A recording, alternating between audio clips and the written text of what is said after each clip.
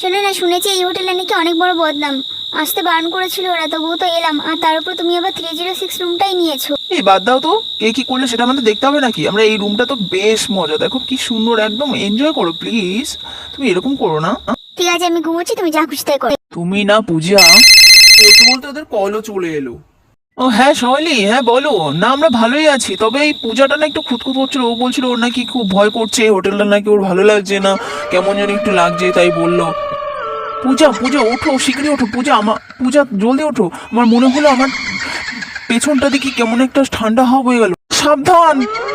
একটা সময় আমি এই হোটেলে এসেছিলাম, আমি আমার স্বামীকে নিয়ে। আমাকে মেরে ফেলা হয়েছিল, আমার স্বামীকেও মেরে ফেলা হয়েছিল। আমি সবার প্রতিশোধ নেবো, কাউকে এই রুমে থাকতে দেবো না, বাঁচতে দেবো না, সবাইকে ধ্বংস করবো। বাঁচাও, কে বাঁচাও, আমাকে বাঁচাও। মোর এবার আমার প্রতিশোধ